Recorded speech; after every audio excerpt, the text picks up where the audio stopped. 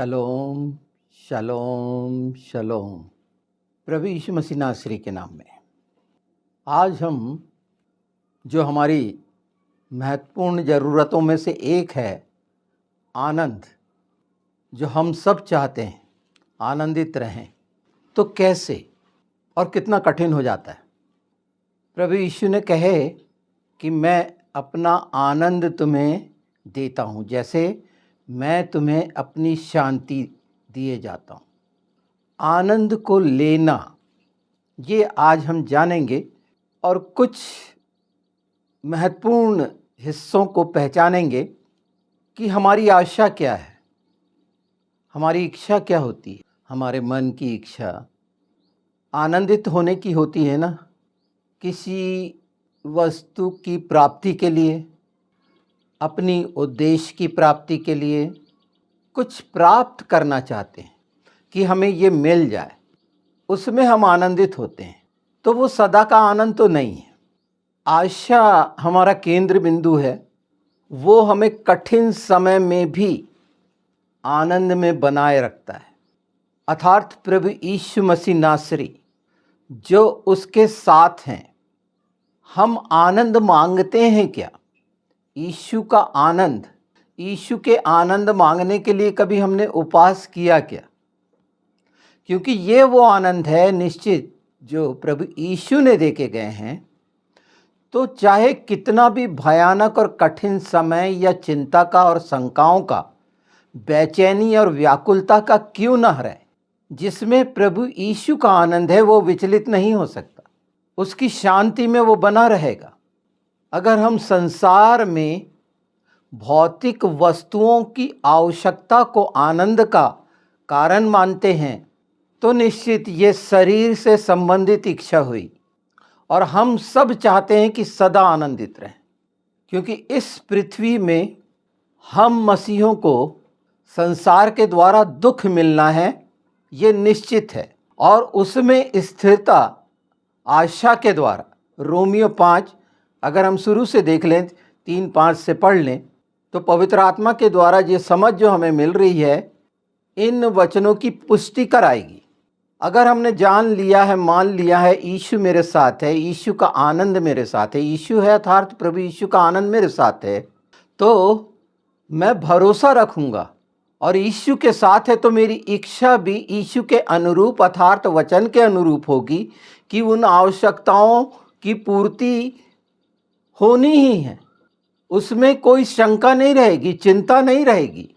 अगर हम सचमुच में वचन की वाचा और प्रतिज्ञाओं के अनुसार प्रभु यीशु को अपना सुख मूल मानते हैं, हमारा मूल सुख, तो वचन के अनुसार ही हमारे मन की अभिलाषा होगी, क्योंकि ये मन प्रभु का मन होगा और ये अभिलाषा पूरी होनी है, उसे कोई नहीं बदल सकता।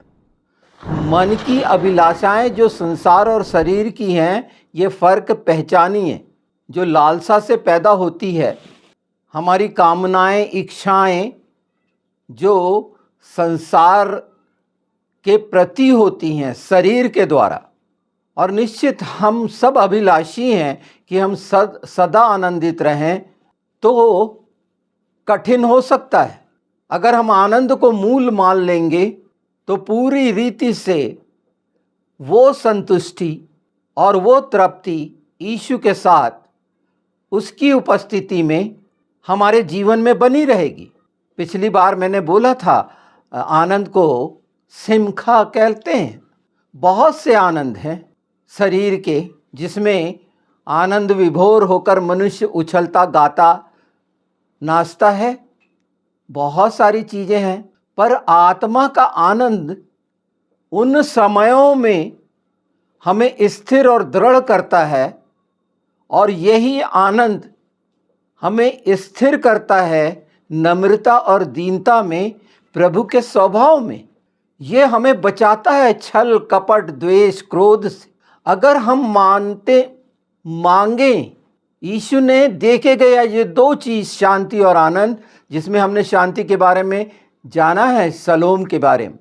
ये दो मुख्य बातें अगर हम अपने मन प्राण आत्मा बुद्धि की सारी शक्ति से ये इच्छा रखते हुए प्रभु के चरणों में इन सच्चाइयों के साथ रखते हैं, तो वो जो दुख हमें शरीर के अनुसार भान कराता है, महसूस कराता है, वो दुखों का आना जाना पता भी नहीं चलेगा। हमारे शरीर का ज्ञान और बुद्धि ये विसंगति पैदा करती है और प्रभावित करती है। दुख से सारा अस्तित्व कैसा निढाल हो जाता है, और इसीलिए हमारी हमेशा कामना बनी रहती कि हम आनंदित रहें। और ये गलत भी नहीं है, पर उस मार्ग से ही आनंद मिलेगा, उस मार्ग में मिलेगा, उसके साथ मिलेगा, उसके बगैर नहीं। अगर हम दाएं बाएं हैं उस मार्ग से, तो निश्चित ये कामना हमेशा करते रहेंगे और दुखी होते रहेंगे, क्योंकि दुख का एहसास तो बना हुआ है। पतरस और यूहन्ना कोड़े खा रहे थे तो आनंदित हो रहे थे कि ये हमें मौका मिला है। ये असाधारण बात है। वो कोड़ों का दुख दर्द नहीं था जो उतने भयानक कोड़े जो चमड़ी छील देते थे, मांस उधेड़ देते थे, वो आनंदित हुए। तो इस हिस्से को बहुत ध्यान से समझ लीजिए कि अगर हमारे जीवनों में कब दुख आ गया, कब चले गया, तो उसके लिए आवश्यक है कि यीशु ने जो आनंद हमारे जीवन के लिए दिया है वो अगर स्थापित है, तो शरीर, भावना, कम ज़्यादा, नफ़ा नुकसान इससे परे हट जाएंगे। वचन हटा देगा, पवित्र आत्मा हटा देगा, पता ही नहीं चलेगा। रोमियो 15 देखिए, 15-13। अब आशा का परमेश्वर तुम्हें सारे आनंद और शांति से भर दे, क्योंकि तुम उस पर विश्वास करते हो, ताकि पवित्र आत्मा की सामर्थ्य से तुम्हारी आशा बढ़ती जाए। पवित्र आत्मा यहाँ उस आशा को बढ़ा रहे हैं कि वो हमें मिल चुका है, वो शांति हमें, वो आनंद हमें आनंद दे चुका है। उसका आनंद, उसके आनंद में किसी दूसरी चीज़ों की छाया कैसे पड़ेगी? हम सहने योग्य हो जाएंगे। तमाम आत्माएं धीरज की, संयम की हमारे जीवनों में काम करने लगेगी। आखिर कोई भी दुख या चोट लगती है या कोई बीमारी होती है, हम सहते तो है ना, पर डरे हुए सहते हैं। एक छोटी बात बताता हूँ। आरंभिक कलीसिया थी, उसमें जो आज का टर्की देश है और वो सातों कलीसिया आपने सुना होगा। उस समय प्रभु के दासों को ऊपर लटका दिया जाता था और नीचे आग का भट्टा जलाया जाता था। उस आग के भट्टे की उस प्रभु के दास पर कोई भी आंच नहीं आई, उसका बाल तक नहीं जला। उसके आनंद के कारण, उसकी उपस्थिति के कारण उसने अपने जीवन में उसका आनंद लिया था जो यीशु ने दिया था, उसकी शांति ली थी, वो कार्य कर रही थी। क्या हमारे जीवनों में प्रभु यीशु का आनंद काम कर रहा है? क्या हमारे जीवन में उसकी शांति काम कर रही है? तो पवित्र आत्मा पहचान करा रहे हैं। और अगर ऐसा नहीं है तो आशा के वचन दे रहे हैं कि ये हम मांग सकते हैं, ये हम ले सकते हैं। इसकी इच्छा हमारे अंदर पैदा होना चाहिए कि मैं वो आनंद लूं जो सर्वोत्तम और सर्वश्रेष्ठ है, और वो यीशु का, वो मुझ में बना रहे कि मैं यीशु में बना रहूं। ये सर्वोत्तम आशा है, आनंद। पर दिशा, समझ जो आज हमें मिल रही है, बोले क्लेश में धैर्य रखो, आशा में आनंदित हो। रोमियो 12:12 यही कहता है। और जो मुख्य बात कहता है कि प्रार्थना में लगे रहो। बातचीत, हमारी प्रार्थनाओं का उद्देश्य, क्योंकि भयानक जो समय है, हम क्लेश के समय में ही हैं ना, उसके बावजूद भी देखिए ना, आत्मा की छाया में हम हर दिन बिता रहे हैं और अपने अपने प्रार्थना का जीवन प्रत्येक दिन यीशु के साथ, पवित्र आत्मा के साथ पुकार पुकार कर, दुहाई दे देकर जो कुछ भी मांग रहे हैं, कर रहे हैं, उसमें आनंद जोड़ दीजिए कि यीशु का आनंद मुझ में बना रहे। चिंताएं बहुत अद्भुत होती हैं, लगी रहती हैं। शरीर की भी चिंता लगी रहती है, नाना प्रकार के फिट रहना चाहिए, किसी तरह का रोग नहीं रहना चाहिए। भजन संहिता 19 बहुत अच्छा कहता है इसमें। 16 भजन संहिता जो हम शिक्षा पा रहे हैं, देखिए भजन संहिता 16 का 9। इस कारण मेरा हृदय आनंदित और मेरा आत्मा मगन हुई, मेरा शरीर भी चैन से रहे। बहुत स्पष्ट है, साफ साफ है।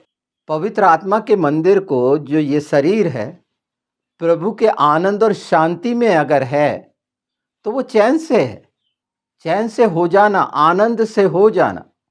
हंसना आनंद है क्या कि हम खूब हंस रहे हैं? हो सकता है एक रिलैक्स होने का कारण बन सकता है, बहुत अच्छी बात है हंसना। मैं हंसने का विरोधी नहीं हूं, पर वो जो हमेशा बना रहे हमारे जीवन में। बाइबल कहती है कि जब मैंने सुना कि प्रभु के भवन की ओर जाना है तो मैं आनंदित हुआ। ये शब्द लिखा हुआ है कि जैसे ही इन बातों का हमें भान हो, हमारे कदम आनंदित होकर उसी तेजी से, पूरे उत्साह और उमंग से भरकर, तो ये आनंद पूरी तरह से हमको शक्तिशाली बना देता है, हर्षित कर देता है, प्रेरित कर देता है कि हम पूरी तेजी से, पूरी खुशियों से भरे हुए उस दिशा में जाएं।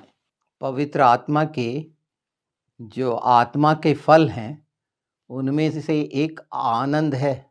आत्मा का फल आनंद, जो हमारे जीवनों में होना चाहिए। आनंद का फल लगा है तो आनंद बना रहेगा ना। गलातियों 5:22 बहुत स्पष्ट है। तो अगर हमारा धन्यवाद देने का स्वभाव, चिंताओं के समय प्रार्थना करने का स्वभाव विश्वास को और दृढ़ और मजबूत करता है, और उद्देश्य उसके आनंद में बना रहना। पहला पत्रस 5 इसमें बहुत स्पष्ट है। अगर पहला पत्रस 5 देखें, पहला थिस्सलुनीयों 5 देखें, तो इन बातों को बताया गया है। और पवित्र आत्मा के द्वारा ये भला वचन, जो सच्चाई है, वो आनंदित करेगा, क्योंकि उसमें सामर्थ्य है, प्रतिज्ञा है, जीवित वचन है, मन की चिंताओं को दूर कर देगा। परेशान करने वाली वही तो बातें हैं ना जो मत्ती 6 में बताई गई हैं, जहाँ मना करा है प्रभु यीशु ने कि कल क्या खाएंगे, क्या पहनेंगे, इनकी चिंता मत करना, अपने प्राण की चिंता मत करना। ये कब होता है? जब हम उसके आनंद में उसका आनंद ले चुके होते हैं अपने जीवन में, और ये हम सब की इच्छा है। तो इसमें लेट क्यों करें? हम पूरी तैयारी करें और मजबूती से इस सच से अपनी कमर बांधकर अपने जीवन में हासिल कर लेंगे, क्योंकि परमेश्वर ने हम सब विश्वासियों के लिए ये रखा है, और हम सब की आशा पूरी करने का उसका वादा है।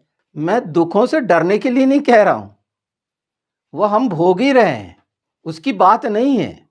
पर क्यों खेदित रहें? इन सब के बावजूद भी आनंदित रहें। मैंने पतरस और यूहन्ना का उदाहरण आपको दे ही दिया है। आत्मा का फल, पवित्र आत्मा का आनंद, पूर्णता है प्रभु यीशु की, और वो हमारे जीवन में वो पूर्णता इन सब चीजें जो नाश हो जानी है, क्षणभंगुर है, कुछ समय की है, चिंताएं, उनको अलग कर देती है। अपने लिए मुख्य मान लेना। जो चीज हम चाहते हैं कि हमारे जीवन में हमको मिले, हमारे पास रहे, और हम सब प्रभु में आनंदित होकर शांत, एक आनंद का स्वभाव मनुष्य को संतुलित करता है, और चिंताएं मनुष्य को मृत्यु जैसे जान पड़ती हैं। और हमारी आशा जो सबसे बड़ी है कि स्वर्ग में हमारे लिए प्रतिफल रखा हुआ है। 5:12 इसलिए आनंदित हो, आनंद के साथ, कि हम कहाँ रहेंगे। ये हमारा हमेशा का डेरा नहीं है, तो इससे दुखी मत हो। और जब हमने प्रभु यीशु को स्वीकारा है तो स्वर्ग में हमारे लिए आनंद मनाया गया है। बाइबल बहुत स्पष्ट है। जब एक पापी अपने पाप से फिरकर प्रभु को ग्रहण करता है तो स्वर्ग में आनंद मनाया जाता है। मुख्य है आनंद। यूहन्ना 15:11 में बहुत स्पष्ट प्रभु यीशु ने बोला कि मेरा आनंद तुम में बना रहे। देखिए, मैंने ये बातें तुमसे इसलिए कही कि मेरा आनंद तुम में बना रहे और तुम्हारा आनंद पूरा हो जाए। यही बात जो आप सुन रहे हैं, यीशु के नाम में अपना थोड़ा सा समय दीजिए अपने परिवार में और देखिए अपने आप की पूर्णता रखने वाला आनंद, आपकी आशाएं पूरी होंगी। मैं संसार और शरीर की नहीं बताया, एकदम साफ साफ है। उसकी उपस्थिति अर्थात यीशु की उपस्थिति, उसके आनंद की उपस्थिति संसार के मन और उन सब बातों से अलग कर कर हमें स्थिर करती है। चाहे हमारे सामने कितनी हैं बड़ी रोड़े लटके हों, चिंताएं हों, परेशानियां हों, असंभव सा जान पड़ रहा हो, यीशु के नाम में वो सब देखिएगा आसपास से छट जाएगा। जो दुष्ट के द्वारा रोका जाता है कि ये पता ना हो, ये भेद जाना ना जाए, तो आपके सामने बहुत स्पष्ट है। अपने जीवन का आनंद लीजिए, यीशु के साथ भरपूर आनंद लीजिए इस पृथ्वी पर, और देखेंगे आप और पहचानिए इस सच्चाई को। यीशु यही कहते हैं, पवित्र आत्मा इसीलिए दिए गए हैं। सबसे बड़ी इच्छा है प्रभु यीशु की कि हमारा आनंद पूरा हो जाए यीशु के नाम में, अर्थात हम सब का। और यही सब कामना हम एक दूसरे के लिए रखें, सिखाएं, तो एक आनंदित कलीसिया ऐसे कठिन समय में निश्चित उपाय करने वाला परमेश्वर उपाय कर रहा है। आप देख रहे हैं, बहुत समय का नहीं है, ये सब छट जाएगा। आनंद की पूर्णता में हर चीज साफ प्रकट होगी और किसी तरह का भय आपको किसी तरह से चिंतित नहीं करेगा, यीशु के नाम में।